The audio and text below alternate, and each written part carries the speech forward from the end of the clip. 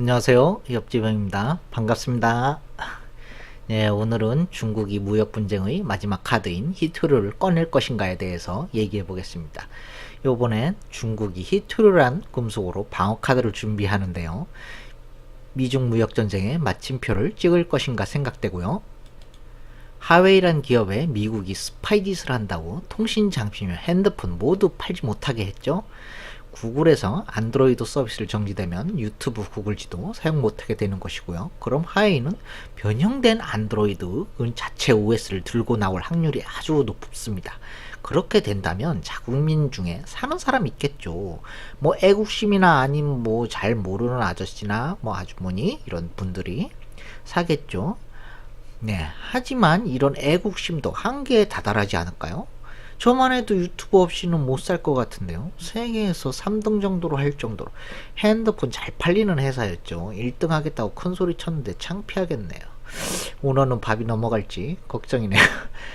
밥이 안 넘어갈 땐 말아 드시면 되고요. 그럼 여기서 히토류란 무엇인가? 네, 이런 돌덩이 같은 겁니다. 네, 이런 것이고요. 히토류 금속은 주로 주기율표에서 나란히 어깨를 맞대고 배열된 17가지 원소들을 일컫는데요. 스칸듐, 이디듐, 만 주기율표의 넓은 본체에 위치하고 나머지 15개의 히토류 금속은 란타늄, 쉐름, 프레티움, 네오디움, 프로베튬, 사마륨, 유로튬, 가돌리늄, 터듐, 디스프로슘, 홀뮴, 어뮴, 톨륨, 이터뵴, 루테튬, 예, 이렇게 있습니다. 이 발음도 상당히 어렵네요.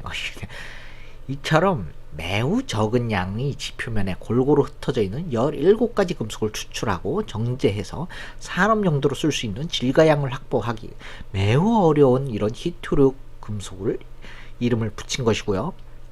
이 17가지 금속 중 하나에서 순수한 형태의 시료를 얻기 위해서는 엄청난 양의 원광석을 갈아서 물리적으로 분리하는 등 복잡하고 돈이 많이 들며 폐기물이 많이 나오는 일련의 화학적 정제를 거쳐야 하는 작업입니다. 이런 까다로운 작업을 그렇다면 우리는 왜 이 17가지 금속을 찾아내고 정제하는데 그토록 큰 노력을 들이는 것일까요? 이들 중 많은 금속이 오늘날 전자제품을 만드는데 필요하며 이들 금속은 우리의 삶 깊숙이 파고들어 왔습니다. 명석한 과학자와 공학자들이 문제를 해결하고 전자제품이 성능과 효율을 향상시키는데 이들 금속을 사용해 왔기 때문입니다. 특히 경제성과 환경 호르몬으로 인해 전세계 히토류 생산량 중 97%를 중국이 독점하고 있는데요. 이렇게 보면 중국이 36, 러시아 19, 미국 13, 호주 5, 인도 3, 기타 24, 네. 중국이 97로 되어 있네요. 이렇게 인도 2.2, 기타 0.8. 비중이 중국이 제일 큰 걸 알 수 있죠. 특히 배터리에 많이 쓰이는 최근 희소 금속 중 코발트의 몸값을 올린 원인이 바로 전기차 배터리인데요. 코발트 전기차용 배터리를 생산하는 핵심 원료 중 하나이며 코발트 가격 상승폭은 130.8%에 달했습니다. 전체 희소금속들 중 가장 높은 가격 상승률이기도 하고요.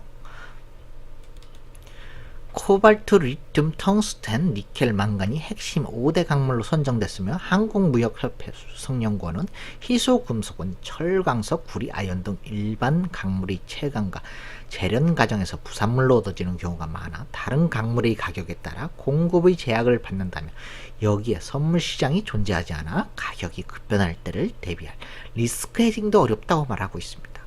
코발트는 늘어나는 수요에 비해 공급 부족 현상이 가장 심각할 정도로 전망됩니다. 근데 여기서 북한이 전 세계에서 가장 많은 히토류를 보유하고 있다는 소식이 있죠. 중국이 미국에 히토류를 수출하지 않는다면 오히려 북한이 돈방석에 앉을 수도 있다고 생각됩니다. 네, 지금까지 옆집 형이었습니다. 감사합니다.